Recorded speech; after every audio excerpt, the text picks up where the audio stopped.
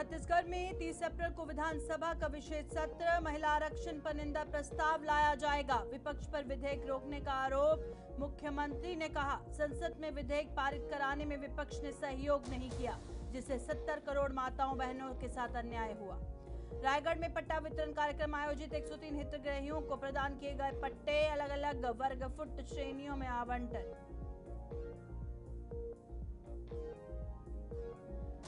छत्तीसगढ़ में कांग्रेस ने ईडी पर पक्षपात का लगाया आरोप। बीजेपी पर एजेंसी के दुरुपयोग का दावा। अधिकतर केस विपक्ष के खिलाफ होने की कही बात। 2024-25 के ट्रांजैक्शन पर सवाल।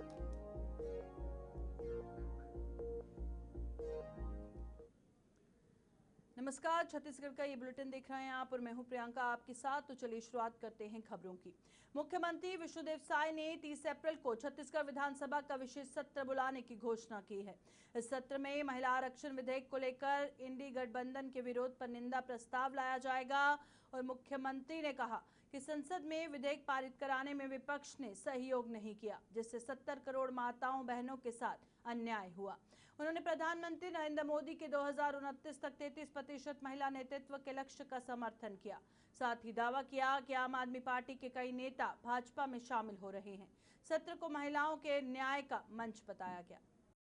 जिस तरह से हमारे माननीय देश के यशस्वी प्रधानमंत्री जी देश के विकास में हमारी माता बहनों को 33% नेतृत्व निश्चित करना चाहते थे और 2029 से ही करना चाहते थे, और इसका जो विधेयक लाया गया था देश के पार्लियामेंट में, उसको पास कराने में इंडी गठबंधन ने साथ नहीं दिया और 70 करोड़ महिलाओं के साथ ये बहुत बड़ा धोखा हुआ। तो इसके लिए निंदा प्रस्ताव पास करना है। इसके लिए एक दिन का विशेष रायगढ़ में वित्त मंत्री एवं विधायक ओपी चौधरी ने केलो विहार शासकीय कर्मचारी गृह निर्माण सहकारी समिति के पात्र सदस्यों को पट्टे वितरित किए। कलेक्ट्रेट परिसर के सृजन कक्ष में आयोजित कार्यक्रम में 2400, 1800, 1500, 1200, 960 वर्ग फुट श्रेणियों के पट्टे हितग्राहियों को प्रदान किए गए। प्रथम चरण में 103 लाभार्थियों की पहचान की गई, जबकि शेष प्रकरणों पर कार्य जारी है। इस अवसर पर जिला पंचायत सीईओ अभिजीत बबन पठारे, अपर कलेक्टर रवि राही सहित कई अधिकारी उपस्थित रहे। कार्यक्रम में पात्र हितग्राहियों को शीघ्र आवास उपलब्ध कराने पर जोर दिया गया।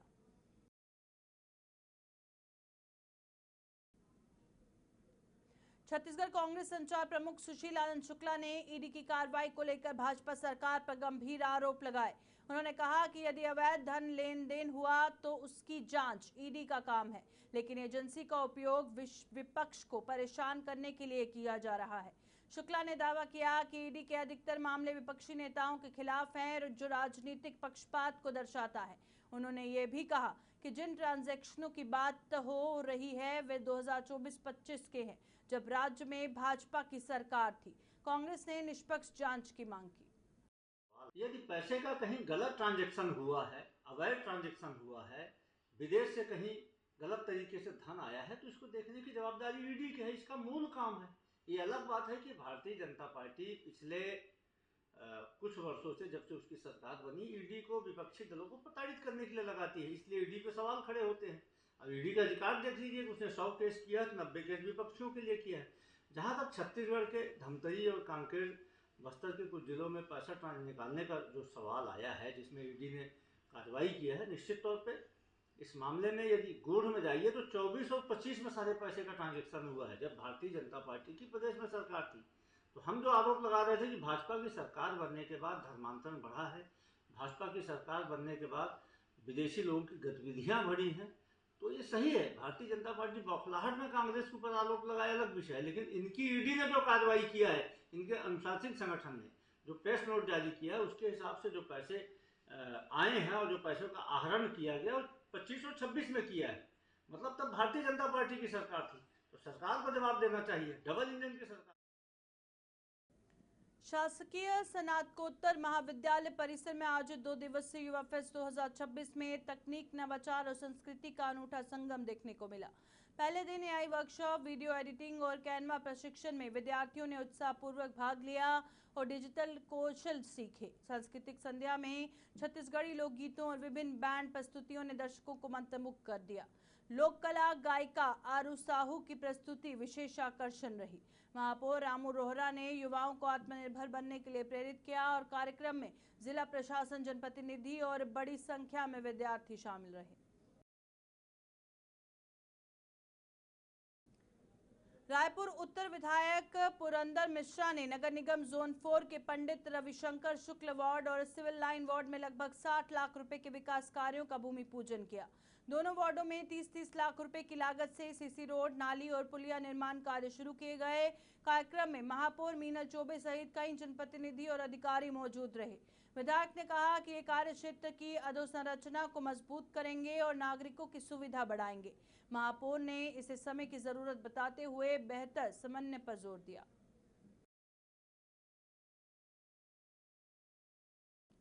आम आदमी पार्टी छत्तीसगढ़ के कार्यकारी प्रदेश अध्यक्ष उत्तम जायसवाल ने गुजरात चुनाव को लेकर भाजपा और उसकी एजेंसियों पर गंभीर आरोप लगाए। उन्होंने कहा कि प्रधानमंत्री नरेंद्र मोदी और गृह मंत्री अमित शाह आपकी बढ़ती लोकप्रियता से घबराकर साजिश रच रहे हैं। जायसवाल ने आरोप लगाया कि विपक्षी नेताओं को डराकर पार्टी बदलवाने का ऑपरेशन लोटस चलाया जा रहा है। उन्होंने आप नेता अशोक मित्तल के भाजपा में शामिल होने को भी इसी साजिश का हिस्सा बताया। जायसवाल ने दावा किया कि आप मजबूत होकर गुजरात चुनाव लड़ेगी और जीत हासिल करेगी।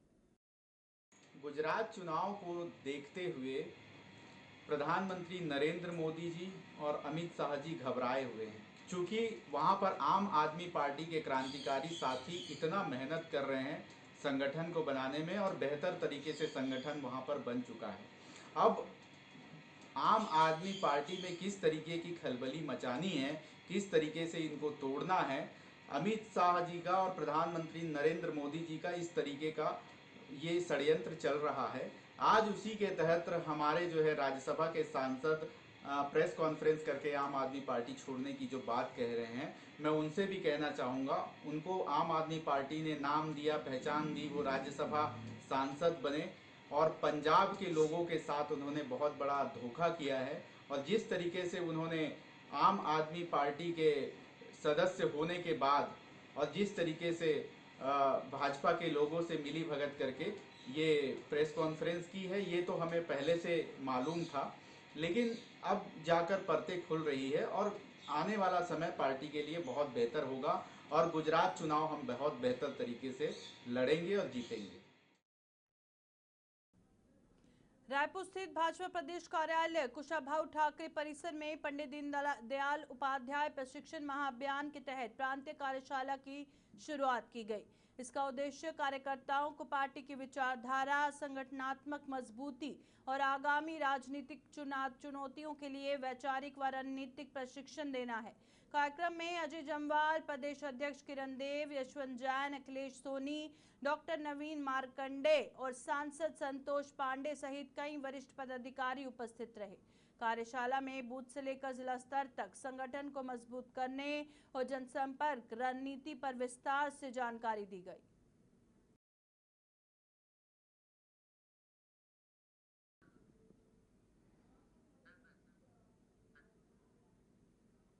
छत्तीसगढ़ कांग्रेस अध्यक्ष दीपक बैज ने भाजपा सरकार पर विशेष विधानसभा सत्र और महिला आरक्षण बिल को लेकर तीखा हमला बोला। उन्होंने कहा कि 30 अप्रैल को बुलाया जा रहा विशेष सत्र जनता के पैसे का दुरुपयोग है और इसे राजनीतिक मंच बनाया जा रहा है। बैज ने दावा किया कि महिला आरक्षण बिल पहले ही संसद से कानून बन चुका है, जबकि परिसीमन बिल के नाम पर भ्रम फैलाया जा रहा है। उन्होंने भाजपा से चुनावी वादों, नौकरी, सस्ता गैस सिलेंडर और नियमितीकरण को पूरा करने की मांग की और सत्र में वास्तविक मुद्दों पर चर्चा की बात कही। सरकार का स्टेटमेंट आता है कि धर्मांतरण को लेकर विदेशी फंडिंग का ये मामला तो 2025 का है। 2025 में भारतीय जनता पार्टी की सरकार है, राज्य में भी भारतीय जनता पार्टी की सरकार है, केंद्र में भी भारतीय जनता पार्टी की सरकार है। तो फिर विदेशी फंडिंग यहां कैसे आया, यह सबसे बड़ा सवाल है। तो ये डबल इंजन की सरकार क्या कर रही है, क्या कर रही थी अभी तक? मतलब कुल मिलाकर ये विदेशी फंडिंग के नाम से ये सिर्फ राजनीति कर रही है और कहीं ना कहीं छत्तीसगढ़ की आम जनता को गुमराह करने का काम कर रही है। उनके पास ईडी है, सीबीआई है, जांच करा ले, कौन रोका है? मतलब कुल मिलाकर ये सिर्फ राजनीतिक प्रोपोगेंडा कर ये आम जनता के ध्यान को ये भटकाना चाह रही है। भाजपा प्रदेश प्रवक्ता अनुराग अग्रवाल ने ईडी की बस्तर धमतरी क्षेत्र में विदेशी फंडिंग और अवैध धर्मांतरण से जुड़ी जांच पर प्रतिक्रिया दी है। उन्होंने कहा कि ईडी ने एक विदेशी नागरिक को गिरफ्तार कर 25 से अधिक विदेशी डेबिट कार्ड बरामद किए, जिनके जरिए लगभग 6.5 करोड़ रुपए की अवैध निकासी हुई। ये राशि कथित तौर पर धर्म प्रचार से जुड़ी संस्था टीटीआई के जरिए उपयोग की गई। अग्रवाल ने आरोप लगाया कि कांग्रेस लगातार जांच एजेंसियों की विश्वसनीयता पर सवाल उठाती है, जबकि ये कार्रवाइयां अवैध गतिविधियों और विदेशी हस्तक्षेप को उजागर करती है। जांच एजेंसी की विश्वसनीयता पर लगातार कांग्रेस प्रश्न चिन्ह लगाती है, उसे लगातार संदेह के कटघरे में खड़ा करती है। उस ईडी ने कल प्रेस विज्ञप्ति जारी कर एक बड़े मामले का खुलासा किया है। उन्होंने एक विदेशी नागरिक को पकड़ा है जिसके पास 25 से अधिक विदेशी डेबिट कार्ड थे और नक्सल प्रभावित क्षेत्र में, बस्तर के क्षेत्र में इन्होंने लगभग 6.5 करोड़ रुपए अवैध तरीके से निकाले और उन संस्थाओं के दिए जिनका कार्य वहां पे धर्म प्रचार करना है। साथ ही अन्य संदिग्ध गतिविधियों में भी उस पैसे के इस्तेमाल के इनपुट मिले हैं। उस पैसे का उपयोग टीटीआई द टिमोथी इनिशिएटिव नाम की संस्था के द्वारा करने का पता लगा है। ये संस्था व्यवस्थित तरीके से अवैध धर्म प्रचार करती है और ये बाहर से पादरी नहीं भेजती। इसकी कार्यप्रणाली ऐसी है कि ये बाहर से पादरी नहीं भेजती है, ये पहले व्यक्ति को। रायपुर नगर निगम जोन 3 के स्वास्थ्य विभाग ने शंकर नगर वार्ड 30 में स्वच्छ सर्वेक्षण अभियान 2026 के तहत स्वच्छता जनजागरण रैली निकाली। ये रैली पार्षद राजेश गुप्ता के नेतृत्व में आयोजित हुई, जिसमें जोन अध्यक्ष, जोन कमिश्नर और स्वास्थ्य विभाग के अधिकारी शामिल रहे। रैली में स्वच्छता दीदियों और सफाई मित्रों ने भी भाग लिया।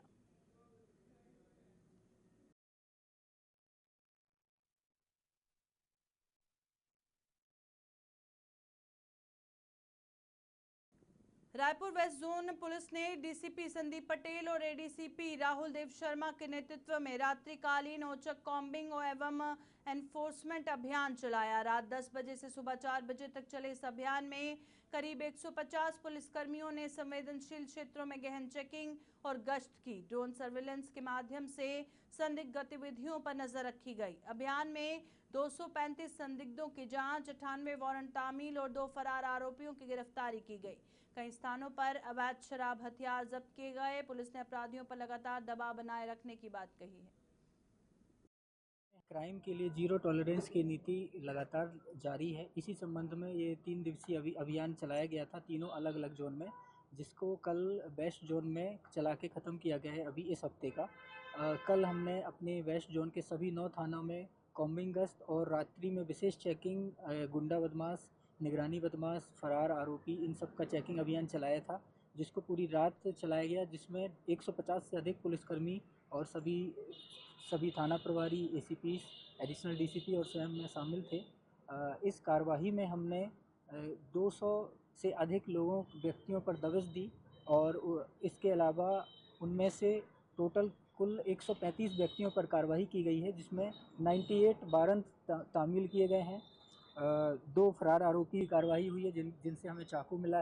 9 लोगों पर आबकारी एक्ट के तहत कार्रवाई की गई है। 21 लोगों के अगेंस्ट प्रतिबंधात्मक कार्रवाई की जा रही है। गो सम्मान हवन अभियान पूरे भारत में एक संगठित जन आंदोलन के रूप में सामने आया है, जिसमें गाय को राष्ट्रमाता का दर्जा देने, केंद्रीय गौरक्षा कानून और समान नीति की मांग की जा रही है। इस अभियान को कई गौसेवी और सामाजिक संगठनों का समर्थन मिला है। आंदोलन का कहना है कि स्वतंत्रता के 78 मांग अधूरी है। 27 अप्रैल 2026 को देश भर की 5400 तहसीलों में एक साथ गौसेवक तहसील स्तर पर प्रार्थना पत्र सौंपकर राष्ट्रपति, प्रधानमंत्री और राज्यपाल से नीति बनाने की मांग करेंगे। यह आंदोलन शांतिपूर्ण बताया गया है। जय श्री राम। गौ सम्मान आह्वान अभियान एक सामाजिक मूवमेंट है जो किसी संस्था के अधीन नहीं, किसी व्यक्ति के अधीन न होकर के समग्र भारतवासियों के और समग्र राष्ट्र भक्तों के द्वारा संचालित हो रहा है। इसके अंतर्गत भारत की आध्यात्म, अर्थव्यवस्था, कृषि और आरोग्य का प्राण मानी जाने वाली गाय माता की सेवा, सुरक्षा और सम्मान के लिए एक शासकीय नीति। धमतरी के BCS PG परिसर में आज 2 दिवसीय युवा फेस्ट 2026 के दूसरे दिन उत्साह और रचनात्मक ऊर्जा का संगम देखने को मिला। कार्यक्रम में मुख्य अतिथि कुरुद विधायक अजय चंद्राकर शामिल हुए। उन्होंने छात्र छात्राओं को संबोधित करते हुए उनकी प्रतिभा को नई दिशा देने और आगे बढ़ने के लिए प्रेरित किया। कार्यक्रम में विभिन्न सांस्कृतिक और रचनात्मक प्रस्तुतियों ने माहौल को उत्साहपूर्ण बना दिया।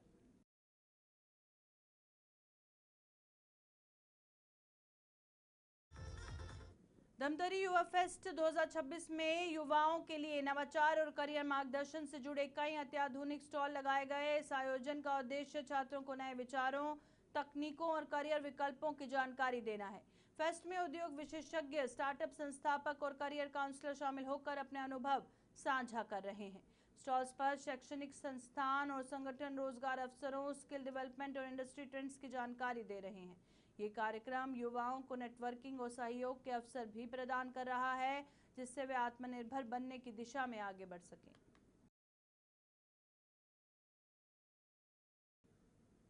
छत्तीसगढ़ के इस बुलेटिन में फिलहाल इतना ही। दीजिए इजाजत। नमस्कार।